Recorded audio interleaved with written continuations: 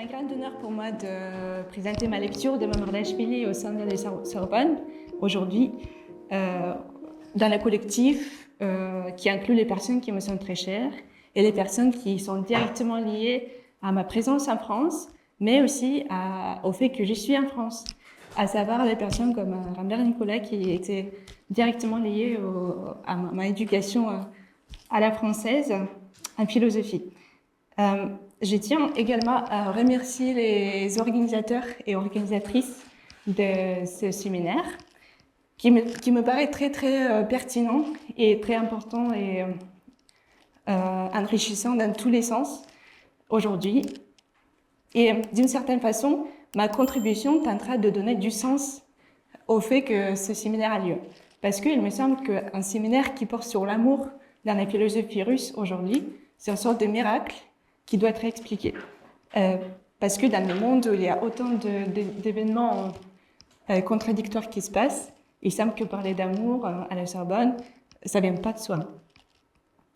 En d'autres termes, je souhaiterais interroger avec vous si réfléchir sur l'amour aujourd'hui doit forcément être conçu comme un enfermement de l'esprit dans une tour de bois, comme un festin pendant la peste, se déroulant dans une abstraction totale de ce qui se passe en dehors de cet esprit dans lequel on se situe avec vous, à savoir le dehors de ce festin, c'est les guerres, les morts, les prisonniers, etc. Ou si, au contraire, la réflexion sur l'amour et l'amour lui-même peuvent être envisagés comme un acte de résistance face à cette peste, peu importe quelle forme elle prenne, permettant de discerner les conditions de possibilité pour sortir de ce chaos, disons, pour reprendre la formulation de Mamardashvili. C'est pour cette raison que le titre de ma contribution est « L'amour comme acte de civilisation chez Mamardashvili », afin de lier l'amour à un sentiment ou à un acte qui nous paraît, par la définition personnelle et individuelle, avec la civilisation qui, à son tour, semble être quelque chose intersubjectif et transcende l'individualité. Aujourd'hui, je voudrais examiner si cette liaison est légitime, si l'amour et la civilisation, l'individuel et l'universel, peuvent être pensés comme étant liés, et je voudrais le faire à travers la lecture de Mamardashvili avec vous. Pour le faire, je commencerai par une brève introduction dans la vie de Mamardashvili parce que malheureusement, pour l'instant, elle n'est pas très connue en France. Il y a très peu de traductions, qui fait que ce penseur reste encore inconnu. Comme ça. Ce qui est aussi bizarre avec Mamardashvili, c'est que ce penseur, même quand on connaît sa biographie, on ne l'associe pas tout de suite avec l'amour. Il semble qu'il y a plusieurs sujets qu'il abordait, à savoir la liberté, l'émancipation de ce qui s'est passé à l'Union soviétique, mais on ne l'associe pas intuitivement avec l'amour. Ce n'est pas un auteur qui a consacré, par exemple, un livre avec à l'amour. C'est quelqu'un qui a parlé un petit peu de l'amour dans ses écrits et ses paroles différentes, mais on ne peut pas trouver vraiment un livre qui soit consciemment consacré qu'à l'amour. À part peut-être sa lecture de Proust, dont on va parler un petit peu aujourd'hui, mais qui n'est pas non plus un œuvre qui soit dédié à la lecture d'amour chez Proust, qui s'appelle d'ailleurs la topologie psychologique, la lecture de Proust par Mamardashvili. Alors pourquoi on parle d'amour et de Mamardashvili? Philosophe d'origine géorgienne, il se retrouve à Moscou dans les années 1970 et tente d'écarter un espace pour l'être humain qui est par la définition un espace de liberté, parce que l'être humain, c'est par la définition pour lui l'être libre, c'est une tautologie productive, comme on l'a dit, d'écarter cet espace dans le tissu de la société soviétique. Il explore cette question à travers divers sujets, et l'amour en fait partie, même si, comme je viens de dire, pas d'une façon concrète, pas d'une façon prise à part comme sujet. Bien qu'il ne semble pas central dans son œuvre, l'amour apparaît avec une certaine régularité. Et en réalité, il semble que l'amour soit pour lui un moyen de penser les relations entre le monde et l'individu, entre le monde et ce qui semble être fondamentalement personnel, mais qui, malgré tout, reste lié au monde. Alors, après cette brève introduction, j'aimerais vous introduire un chant d'un avis de Marlashvili. C'est un penseur qui était né à Géorgie, à Gori. Ce qui est intéressant, c'est que c'est la même ville où était né Staline. Et il trouvait ça toujours très curieux et même un petit peu drôle que cette coïncidence faisait qu'il y a une personne qui était née à Gori qui était complètement opposée dans sa façon d'être à Marlashvili.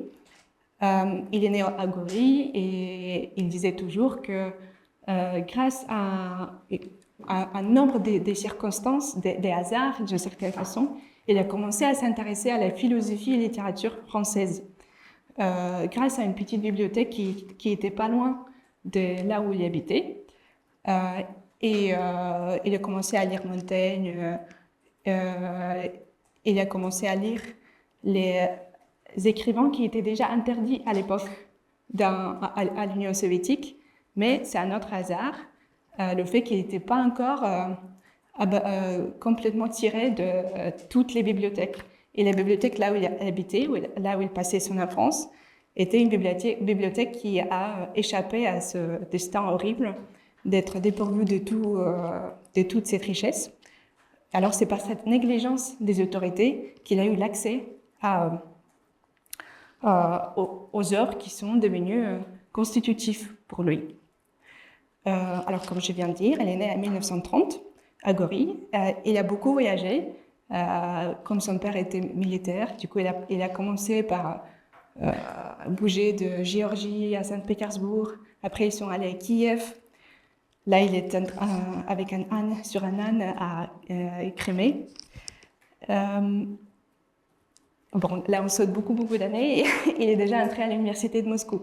Comme à l'époque c'était l'université la plus prestigieuse de l'Union soviétique, Marlashvili a su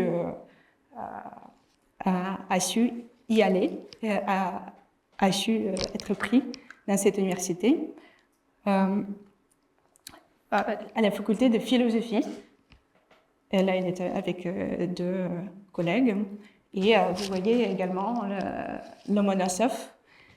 C'est lui qu'on connaît comme quelqu'un qui est venu à pied de loin pour apprendre à l'université de Lomonosov. Ça a été l'université très connue et ça reste encore, malgré le fait que c'était toujours une université qui était également conforme au pouvoir.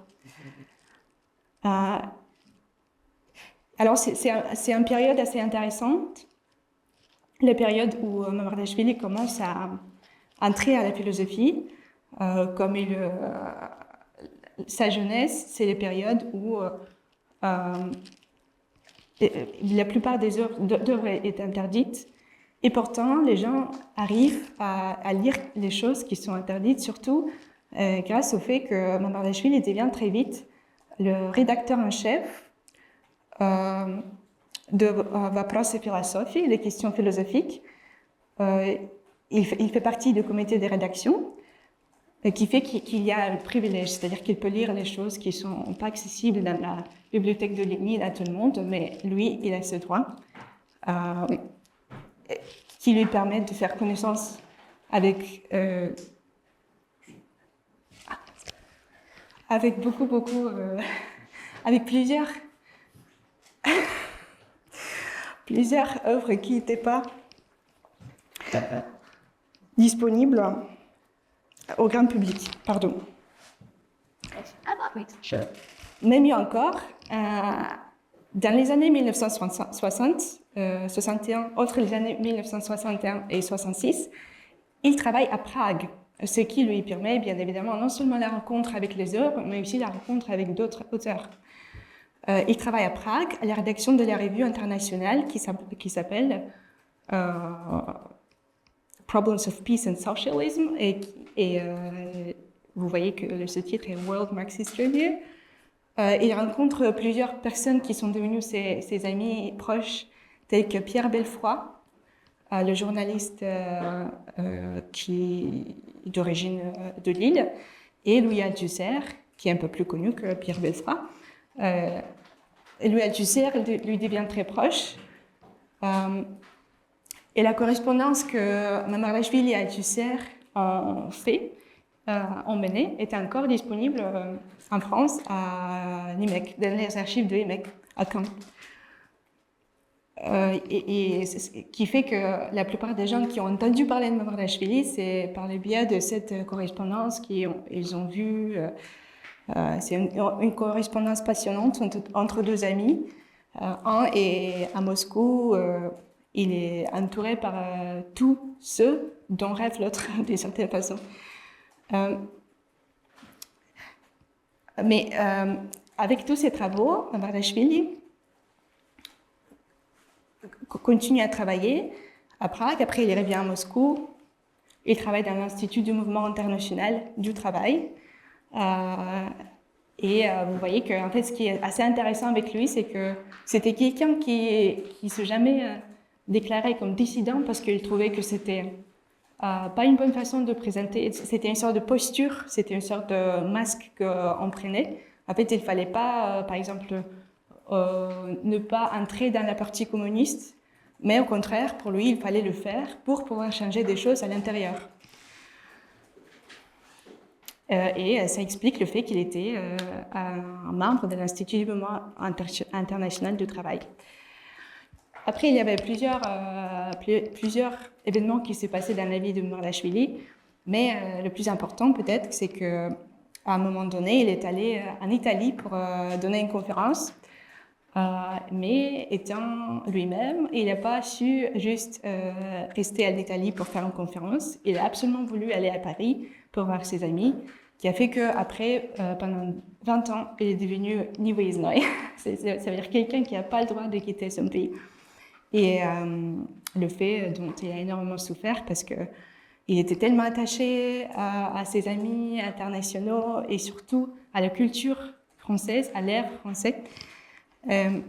Mais pendant ce temps-là, il continue à s'écrire avec Mamarlachvili, avec Althusser.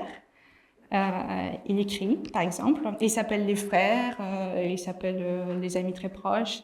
Mamarlachvili écrit à Althusser: je pense à toi et je parle de toi.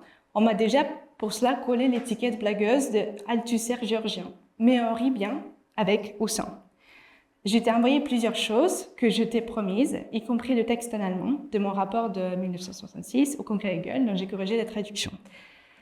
Et vous voyez qu'il parle de choses à la fois professionnelles, il échange des petits cadeaux et ils sont très proches. C'est quelque chose qui lui permet de ne pas complètement perdre le lien avec le monde autre que l'Union soviétique. Vers la fin de sa vie, il obtient cette possibilité de sortir de l'Union soviétique pour voir ses amis.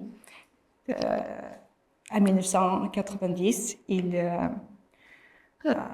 meurt d'une insuffisance cardiaque à l'aéroport de Vnukovo en partant de Moscou à Géorgie.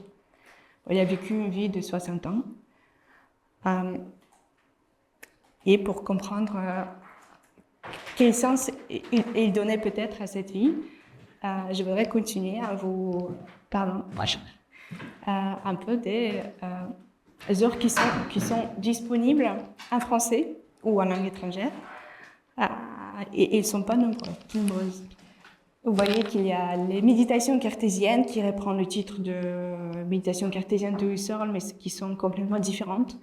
Merab Mamarlachvili les écrits et ils étaient traduites encore en 1992, je pense. Après, il y a des entretiens avec Annie Eppelbrun, que vous voyez ici aussi, qui sont difficiles à trouver parce qu'il n'y a plus de tirage, mais qui existent. Après, il y avait également les traductions en langue étrangère comme italien. C'est une œuvre qui s'appelle Variation kantienne. C'était un autre cycle de conférences qu'il a donné et que je vais reprendre aujourd'hui en partie. Et après, ces dernières années, on a vu les livres, comme vous le voyez, le lien entre Mamardashvili et le cinéma. D'où vient ce lien? Parce que, comme je vous ai expliqué, Mamardashvili était quelqu'un qui avait un lieu assez particulier dans le tissu de la société de l'Union soviétique, c'est-à-dire qu'il essayait de s'opposer étant inclus dans cette société. Et cette résistance, elle consistait également au fait que, et elle avait pour conséquence le fait qu'il n'était pas invité en tant que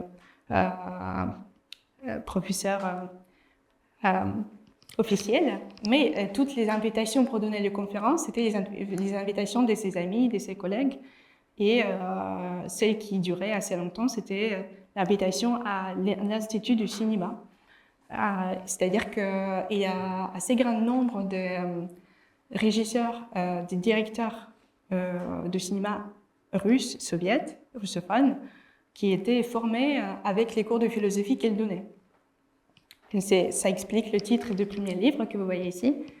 Il y a également notre collection de textes qui parle d'espionne pour la patrie inconnue, comme on disait, et qui explique également sa résistance intérieure. Rethinking Mamardashvili, c'est également un livre qui réunit les perspectives qui permettent de voir sa lecture des auteurs classiques, comme c'était toujours le cas, qui permettent de redéfinir ce qui paraissait avant évident. Cette année, il avait également une soutenance de thèse en Pays-Bas par Elisa Pontini. Oui, si jamais quelqu'un s'intéresse à Mamardashvili, il y a de la lecture, mais il n'y a pas beaucoup d'œuvres originales, parce qu'il n'y a pas beaucoup de traductions pour l'instant. Après cette courte présentation de sa bibliographie et son parcours, je voudrais commencer directement la partie philosophique, les parties où il s'agirait de l'amour. Sauf si vous avez des questions avant ça. Non.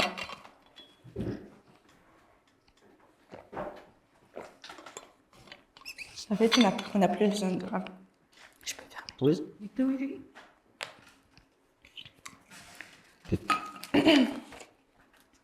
Alors, s'il n'y a pas de questions, je vais continuer. Et je voudrais continuer par l'introduction d'un certain paradoxe qui apparaît dans l'histoire de la philosophie. Même pendant ce séminaire, je pense, on a déjà vu ce paradoxe apparaître.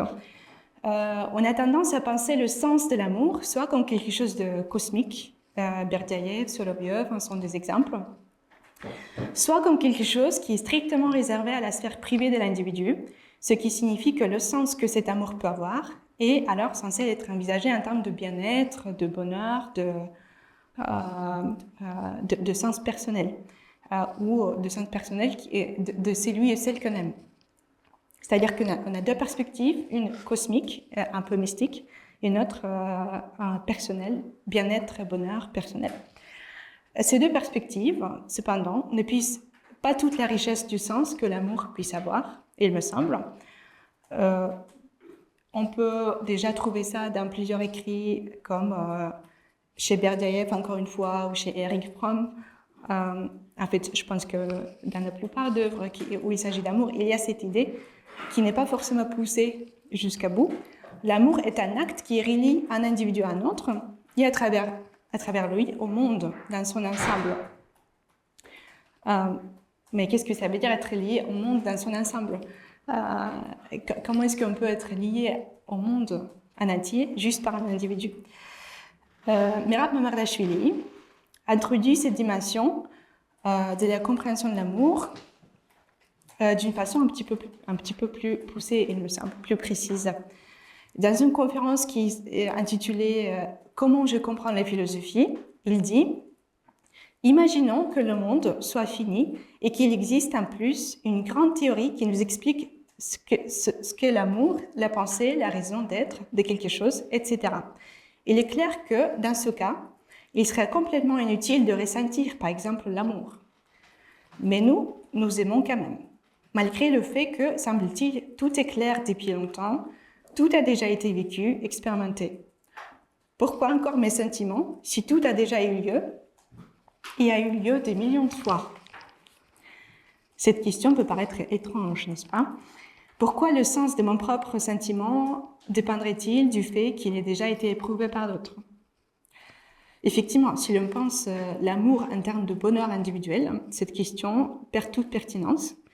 Le sens de mon amour est strictement personnel et ne peut dépendre du fait qu'il ait déjà été éprouvé par quelqu'un d'autre. Si l'on envisage l'amour du point de vue cosmico-mystique, il me semble, mais c'est la question que je pose à ceux qui le connaissent mieux, cette question semble également perdre sa pertinence, car aimer, selon cette compréhension, signifie communier avec un monde qui transcende la vie strictement individuelle afin de rejoindre ce qui est divin, vrai, éternel, joindre, mais pas contribuer. L'amour, dans ce cas, est une possibilité d'accès à quelque chose qui nous transcende et non pas un moyen de transformation de ce quelque chose. Ainsi, le fait que l'amour ait déjà été éprouvé ne change rien à notre besoin de l'éprouver pour accéder à cet éternel. On peut cependant imaginer une autre possibilité qui, me semble-t-il, est proposée par Mirat Margashvili et que je voudrais explorer ici avec vous, l'amour tel qu'il est capable de contribuer à ce qui nous transcende.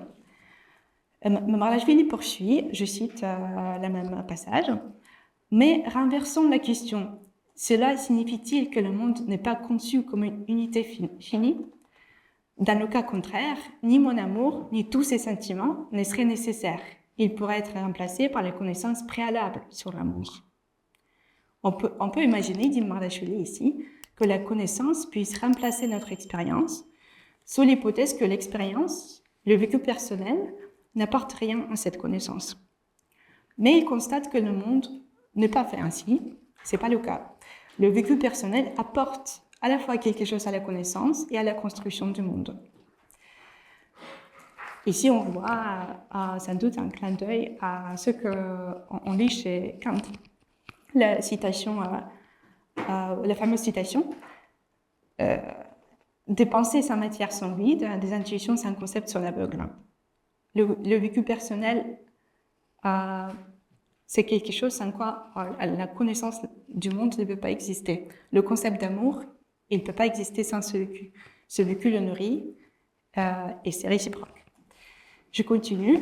Alors le monde est conçu comme quelque chose en construction permanente. Il y aura toujours une place pour moi si je suis vraiment prêt à tout recommencer depuis le début. Que signifie ici être prêt à tout recommencer depuis le début? Pourquoi d'ailleurs faudra-t-il pouvoir tout recommencer depuis le début quand j'aime quelqu'un? C'est un mot très étrange. Et quel est le lien entre cet amour et un monde en perpétuelle construction? Selon l'ontologie que propose Mirat Margashvili, qui est adaptée à sa épistémologie, le monde est troué. C'est comme s'il était troué, il y avait des lacunes, et il n'est pas achevé sans ma participation. Pour que le monde soit complet, il faut que je participe dans la création de ce monde, qui est toujours infini. Il n'y a jamais un moment quand le monde soit fini, quand il soit prêt. Il laisse des lacunes qui ne peuvent être comblées que par moi, par mon vécu, par mon sentiment ou ma perception. En effet, on a déjà parlé un petit peu de présence du lien entre ce que je viens de citer et la pensée de Kant. Pour Kant, pourrait dire Mirat Margashvili, l'être est trouillé d'une certaine façon, c'est-à-dire que cet être garde des lacunes pour ma perception. Parce que perception, c'est quelque chose qui, pour Kant, participe dans la connaissance.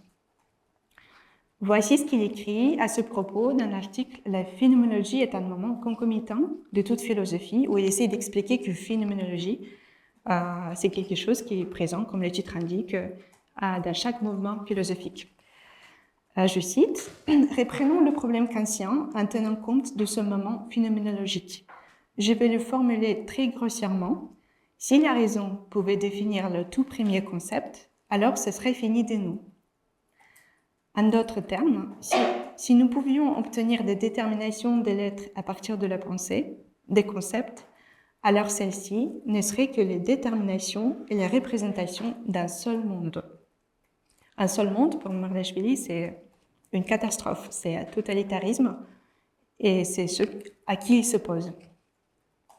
Vous voyez l'écho entre ces deux textes que je viens de citer. Ce serait aussi ridicule de prétendre que le concept détermine tout que de ne pas vouloir aimer quelqu'un parce que cela ne sert à rien. C'est le même mouvement philosophique, même s'il est exercé, comme c'est souvent le cas chez Mardaashvili, au matériel différent. Dans un cas, il s'agit de philosophie existentielle où j'éprouve le sentiment envers quelqu'un, et dans l'autre, il s'agit d'épistémologie. Mais mon hypothèse de lecture consiste à dire que c'est le même mouvement qui est fait à travers tous les œuvres de Mardaashvili et qui fait que parfois les chercheurs croient que en fait, le parcours de Mardaashvili, c'est quelque chose de complètement chaotique, comme elle commence par étudier Hegel, après elle commence... et le début de sa carrière, c'est les écrits complètement épistémologiques, pour après, vers la fin de sa vie, s'orienter vers les questions qui peuvent être comprises comme sociales, existentielles. Il me semble que c'est pas le cas. Il me semble qu'il y a une certaine continuité qui peut être expliquée, qui peut être définie, y compris par la problématique que je suis en train de présenter. Alors, ma perception vivante modifie quelque chose dans le monde, aussi bien que le fait mon sentiment de l'amour. Je continue la citation.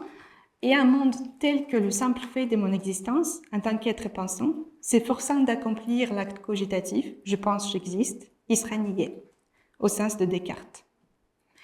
Il y a plusieurs auteurs que Mardaashvili aime particulièrement, et pour citer les trois peut-être le plus, même si c'est compliqué de trouver ce qu'il aime le plus, mais il y a Proust, il y a Kant, Descartes, Platon, Socrate, et ce sont les auteurs qu'il cite le plus.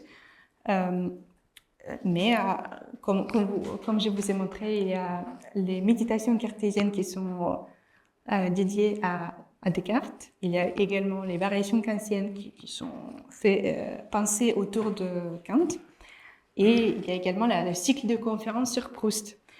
Et dans tous ces cycles, qui étaient plutôt prononcés, pour après être écrits par ses disciples, par les étudiants qui assistaient à ses cours, il y a un peu la même problématique. Vous voyez qu'il parle à la fois de Kant, de problèmes kantiens, de la perception qui nourrit la connaissance. Après, il parle de Descartes. Je pense, j'existe. C'est l'acte cogitatif qui remplit cette lacune qui existe dans le monde avant qu'on y participe. Et vous allez voir que bientôt, on va passer à Proust également. Et que ce sera aussi les problématiques proches.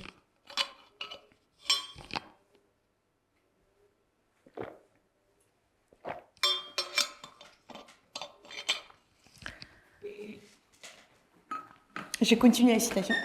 J'en ai déjà parlé à propos du postulat « je pense, j'existe » qui réalise en fait un enracinement ontologique existentiel de la conscience dans un monde qui est lui-même incomplet sans elle. Dans ce monde incomplet sans elle, l'homme est inclus, il doit y avoir une place pour lui, une place pour son acte. Le monde humain est continuellement créé, il ne peut pas être créé une fois pour toutes, il ne peut pas exister par les forces de l'inertie. C'est quelque chose qui doit être tout le temps récréé pour Mardaashvili. Et c'est pour cette raison qu'il y a toujours une place pour l'être humain, pour son sentiment d'amour, pour sa perception, pour son acte cogitatif, qui sont de fait le même mouvement pour Mardaashvili. Je voudrais maintenant passer à une autre partie qui, pour moi, sera la continuation de la précédente, à savoir la comparaison qu'il fait entre l'érotique et la pornographie. C'est la comparaison qu'il introduit, c'est pas moi. Il distingue dans la tradition littéraire celle de l'érotisme et celle de la pornographie, remarquant au passage que ces distinctions existent dans la littérature française tout comme dans toute littérature européenne, et n'existe pas dans la littérature russophone plutôt. Je ne sais pas si c'est tout à fait vrai, mais c'est ce qu'il dit en tout cas. Alors, qu'est-ce que c'est la pornographie pour Marashvili? C'est un très bon exemple, je cite, de ce qui est la mauvaise répétition des actes automatiques qui provoque la nausée exactement pour ce caractère répétitif. La machine pornographique, comme elle dit, est faite ainsi qu'elle ne rend pas mon désir infini, ne le ravive pas. En fait, l'être de pornographie n'est pas troué, on peut dire, pour reprendre la vocabulaire qu'on vient d'introduire. Il est comblé par un automatisme, une inertie qui était installée par la machine pornographique. L'érotique, alors, se diffère de la pornographie en ce qu'en elle, le même acte peut être reproduit à l'infini. C'est cet même acte qui, au niveau pornographique, exactement pour sa répétitivité, est nocif, annulant et vide. La pornographie ne fait qu'accumuler les cas empiriques, peut-on dire, utilisant le vocabulaire philosophique, sans inventer une forme qui permet de tirer une expérience à partir de ces cas. En fait, il s'agit pour Marashvili de critiquer l'empirisme, mais avec un exemple assez étrange, mais critiquer l'empirisme à la fois dans les sciences, ce qui n'est pas nouveau, bien évidemment, parce que c'était fait déjà avant lui plusieurs fois, mais il retrouve le même mécanisme dans l'être social, dans le tissu social. Il y a quelque chose il y a une recherche de répétitivité qui se produit dans la société, chez les individus, et qui s'exprime dans la pornographie comme une répétition des actes mécaniques, une recherche des accumulations des cas aveugles d'une certaine façon. Il n'y a pas de forme qui permet qu'il y ait quelque chose d'autre qui soit né à partir de cette ressemblance des cas, et cette collection des cas plus. Et pourtant, pour Marashvili, c'est la forme qui est la base de ce qui est non naturel, qui brise l'inertie, l'automatisme, ce qui est pour lui, par la définition, humain. Et humain. Humain, c'est quelque chose de non naturel. Il y a, dans l'autologie qu'il introduit, qui est inspirée par la tradition orthodoxe, tout ce qui est naturel, c'est le chaos, le mal, la fusion de liens aléatoires qui produisent le mal, et le bien, et l'humain, c'est l'acte qui consiste à casser cette inertie pour se rendre compte que ce qui n'est pas naturel, humain, vit seulement en étant constamment actualisé. L'humain ne peut pas vivre selon les règles de l'inertie. C'est quelque chose qui casse l'inertie de ce qui est naturel. Naturel étant le chaos, les liens aléatoires, etc. Il donne une définition de l'être humain comme un effort suspendu dans le temps, un effort constant que de devenir homme. Il y a une conférence que Mamardashvili donne à Paris d'ailleurs, en 1988, qui s'appelle La responsabilité européenne, où il parle du fait que pour vous, les Européennes, il y a vraiment beaucoup de choses qui semblent aller de soi. En fait, pour vous, les civilisations, c'est quelque chose de quoi vous ne vous rendez pas compte parce que vous vivez dans cette eau, vous respirez cet air, etc. Mais en fait, il faut se rendre compte du fait que ça existe, c'est pas naturel. Mais non seulement il faut se rendre compte de ça, mais participer continuellement au fait que ça soit maintenu, récrié constamment. Parce que à partir du moment où on arrête de récrier la civilisation, ça cesse d'être. Alors, la définition de l'homme, pour Mamardashvili, c'est un effort, suspendu dans le temps. C'est un effort constant que de devenir homme. Homme, c'est un effort de devenir homme. Qui veut dire, c'est un effort de casser ce qui vient par l'énergie. Les formes dont on a besoin pour devenir l'être humain, telles que l'amour, la civilisation, l'agora, dit-il quand il parle de politique, sont de creuser d'éléments. C'est quelque chose où l'élément se produise, ce qui cesse l'accumulation empirique et permet d'apparaître quelque chose qui ne soit pas déductible des éléments vécus, qui les transcende, qui est plus que l'accumulation des cas particuliers. Il s'agit, comme j'ai déjà dit, de critique du positivisme, mais c'est pas très original parce que c'est pas le premier auteur qui critique positivisme, mais positivisme au sens personnel également. Je continue la citation. Ils ne peuvent être assemblés qu'à travers une structure inventée qui générera, induira une compréhension et un sens dans notre esprit. La souffrance vécue passivement ne peut pas faire cela. Et le personnage de Proust, Swan, ce qu'il fait, c'est de vivre passivement ses souffrances, selon Marlèche-Willy, c'est-à-dire qu'il souffre, il souffre, il souffre. En fait, il n'y a rien qui est produit à partir de ses souffrances. Alors que la souffrance, pour Marlèche-Willy, ça peut être une occasion de devenir plus humain. Et ça peut être une occasion de connaître quelque chose. Ça peut être une sorte de source pour accéder à quelque chose qui n'était pas donné avant. La souffrance vécue passivement ne peut pas faire cela. Une souffrance passive, ajoutée à une troisième, à une dixième, ne le peut pas non plus. Mais la souffrance inventée, ou comme l'écrit Proust, la création romanesque, introduite dans la vie, peut générer des significations en nous, comme si tout l'espace avait été parcouru. Qui veut dire tout l'espace empirique, comme si toutes les pièces de notre vie ont été jouées. Alors, il s'agit pour moi, Marlèche-Willy, de dire que chez Proust, il s'agit de cette distinction entre la souffrance passive que vit les personnages et les souffrances actives, peut-on dire, la souffrance inventée, la création romanesque qui permet de faire quelque chose à partir de ces souffrances. Et c'est ça la voie qui nous permet d'accéder à l'amour, selon Marlèche-Willy.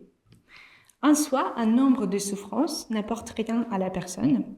C'est en inventant une souffrance de souffrance, une souffrance active, une création romanesque, à savoir une structure qui permet l'attitude vis-à-vis de nos expériences autres que passives, qu'on peut choisir de sortir de cette répétition. Ou, comme dit Marlèche-Willy, la souffrance passive, c'est le mouvement successif, accumulation de l'empirie vide. Tandis qu'une souffrance qui permet de comprendre et d'avancer est comme si elle avait lieu de côté. Il nous permettait de sortir de cette collection, de faire le pas de côté et de passer dans une dimension qui nous permet la compréhension de ce qui se passe réellement. Quand on cherche à avancer dans notre compréhension, qui est quelque chose tout à fait comparable avec l'amour, par Marlèche-Willy.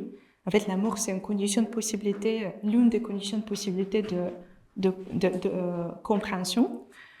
On réunit, non seulement on réunit le matériel vécu, mais également on comprend quelque chose avec lui. Quand on cherche à avancer, on se tourne avec la fauve, comme on dit, en citant Dante. Sur le poil à qui on est accroché. En fait, quand on est accroché à une fauve qui tourne dans la comédie de Dante, on tourne avec lui, c'est-à-dire que pour comprendre quelque chose, on doit changer nous-mêmes. Et pour aimer l'autre, on change nous-mêmes aussi. Et c'est ça qui nous permet de sortir dans notre dimension, de sortir de la répétition, à l'accumulation de l'empirie, comme il dit. Il donne d'autres exemples. Je cite, peut-être que ça va éclairer un petit peu plus. Voici une note de musique flashée lors d'un concert. Comme le dit l'Évangile, tandis qu'il y a de la lumière, il vient d'être joué. Qu'est-ce que ça veut dire? L'Évangile dit, quand il y a la lumière, il faut travailler. Pour Marlèche-Willy, ça veut dire que dès qu'on a l'impression, il faut faire un travail de compréhension de ce que ça veut dire pour moi. Il ne faut pas juste collectionner les impressions, il faut aller au-delà des impressions. Et alors, que devons-nous faire? Ne pas exiger qu'il y ait plus de lumière, qu'il y ait un autre concert, que j'assiste à ce spectacle pour la 10e fois. s'arrêter, creuser, plonger dans ce puits intérieur qui, quelque part, à travers certaines profondeurs, vous relie à vous-même et qui est le puits de la souffrance. Il s'agit là d'un événement ou d'une expérience réelle. Alors quand on...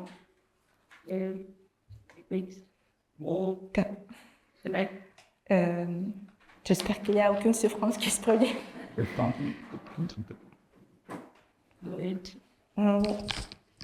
Merci. Il faut, comme on disait avant, quand on cherche à tirer quelques expériences à partir de nos impressions. Impression, c'est un concept important surtout pour les conférences sur Proust. On doit non seulement la voir, mais également aller au-delà de cette impression, creuser, plonger dans ce puits, à travers certaines profondeurs qui relient nous à nous-mêmes. Et la souffrance, ça peut être la seule condition de possibilité pour accéder à nous-mêmes, tout comme la joie également. En fait, l'émotion pure, tout va, tout est bien pour l'humain si on sait faire quelque chose avec, si on sait tirer l'expérience avec, à partir de cette impression. Alors, je continue la citation. Il n'est pas nécessaire d'aller continuellement au concert. Un concert suffit. S'arrêter, s'enfoncer dans les profondeurs, telle est la loi de ce point. Ne demandez pas qu'il y ait plus de lumière, qu'il y ait un autre concert, que j'assiste à un spectacle pour la 10e fois. Arrêtez, creusez, allez profondément dans ce puits intérieur qui vous relie à vous-même. Peut-être que c'est quelque chose qu'on vit tous les jours quand on choisit entre aller au concert pour la 10e fois ou essayer de tirer quelque chose à partir de l'expérience qu'on a déjà vécue. Et par exemple, écrire une impression qu'on a déjà eue, essayer de faire quelque chose avec, de travailler avec. L'idée que critique Mamardashvili, à savoir qu'on puisse comprendre quelque chose qu'en accumulant, vaut de pair avec l'idée selon laquelle l'être est contenu dans le matériel, qu'il est concentré dans le matériel. Il est concentré dans le corps, qui est là, immédiatement, présent devant moi. Et c'est pour cette raison que je vais maintenant m'adresser à une autre problématique qu'il introduit et qui, il me semble-t-il, est liée à ce dont on a déjà parlé.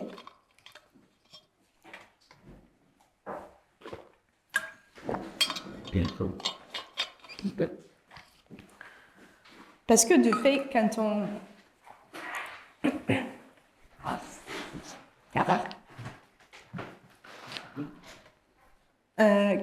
pense qu'en accumulant le matériel, on puisse comprendre quelque chose, c'est une idée qui est très proche de l'idée qui consiste à dire que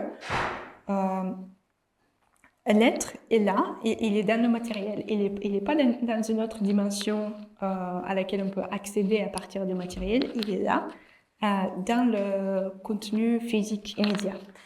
Saisir veut dire entrer en contact avec tous les points que cet être prend, non seulement dans l'espace qui est présent là immédiatement, mais également dans l'espace qu'il prend dans le temps. C'est-à-dire que si Proust est en train de manger le madeleine, et il entre en contact avec son enfance, c'est également quelque chose qui caractérise son être. Son être n'existe pas sans cette madeleine et sans ce vécu qui est concentré dans la madeleine qu'il mange.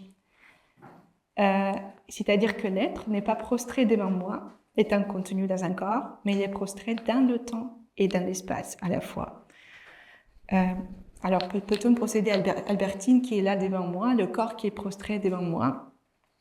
Pour le faire, ça voudrait dire qu'il faudra posséder tous les points.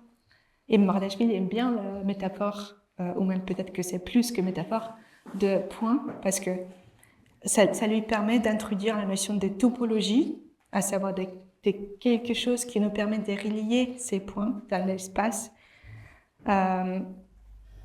d'une telle façon qui nous permet également de relier le vécu individuel avec quelque chose qui est plus qu'individuel. Par exemple, l'amour, l'agora, la philosophie.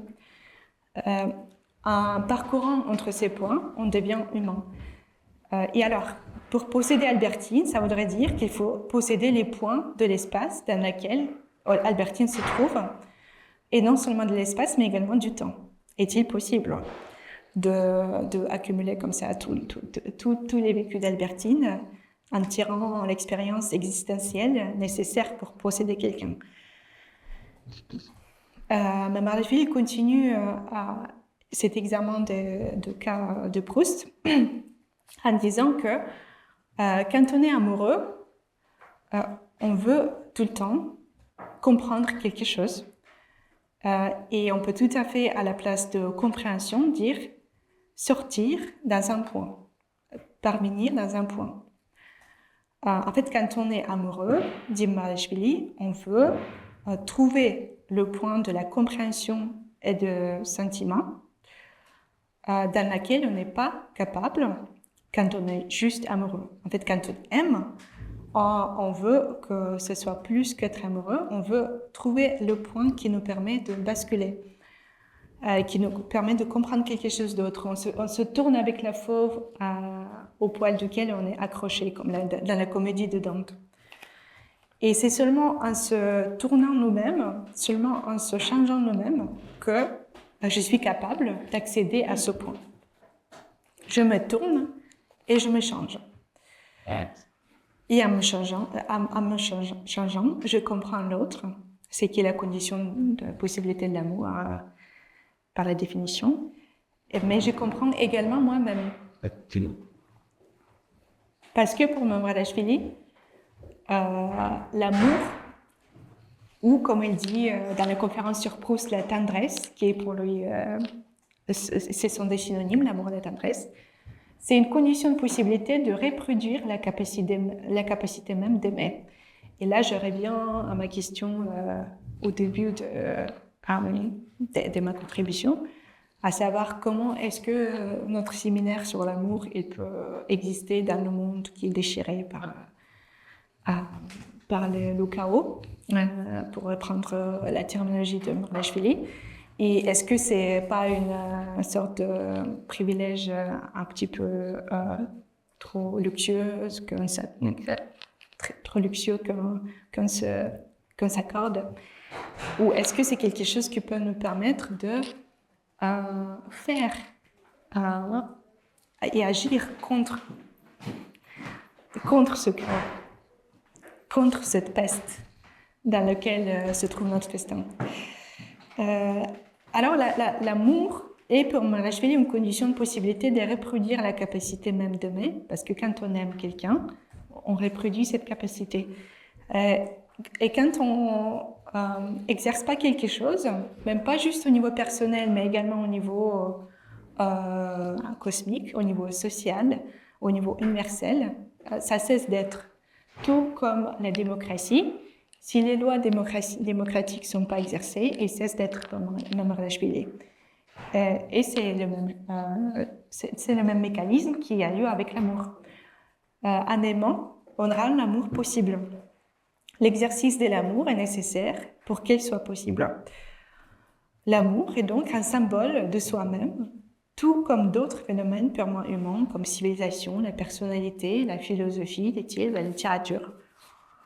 Elle existe en tant qu'elle est pratiquée. Et peut-être que vous vous souvenez de la définition un petit peu étrange qu'il donne à l'être humain, à savoir, homme, c'est un effort d'être homme, l'être humain, c'est l'effort d'être l'être humain. L'amour, c'est quelque chose qui existe par cet effort. L'amour, c'est un effort d'aimer. À partir du moment où, dans le monde, il n'y a plus de cet effort qui est exercé par les êtres individuels comme nous, il cesse d'être. Bien évidemment, c'est une vision des choses assez étrange, parce que on peut pas se poser la question combien d'êtres doivent s'aimer vraiment pour que l'amour existe. Il s'agit pas de ces questions-là. Il s'agit d'une vision beaucoup plus métaphysique et un peu vague à ce point, Il s'agit d'aimer malgré les circonstances et reproduire le mécanisme qui permet sa propre existence. L'amour ne peut pas exister en dehors de sa propre pratique. Comme j'ai déjà dit, selon Mamardashvili, rien d'humain ne peut se continuer par l'inertie. Et encore plus, ça ne peut se continuer dans l'amour, comme on l'a vu avec l'exemple entre pornographie et érotique, et littérature érotique. Pour qu'il y ait une continuité, il faut la maintenir de toute la force humaine. Elle peut durer si, de l'autre côté des choses, on se retrouve dans quelque chose de commun. C'est-à-dire que quand on vit notre vie, quand on expérimente des choses quotidiennes, tout ça, ça meurt, tout ça, ça disparaît, sauf quand on est capable d'accéder à quelque chose d'éternel à partir de ces impressions, de ces expériences. Et j'essayais, tout ce que je disais avant, j'essayais de montrer à quel point c'est important pour Mamardashvili et à quel point c'est pas possible d'accéder à cet éternel, à cet général, à cet universel, peut-être divin, on pourra dire, si ça aide à certaines personnes, qu'en faisant ce pas en plus, pas juste en les vivant, mais aussi en tirant une expérience. Et quand on tire cette expérience, on a de la chance, c'est possible qu'on se retrouve dans quelque chose de commun.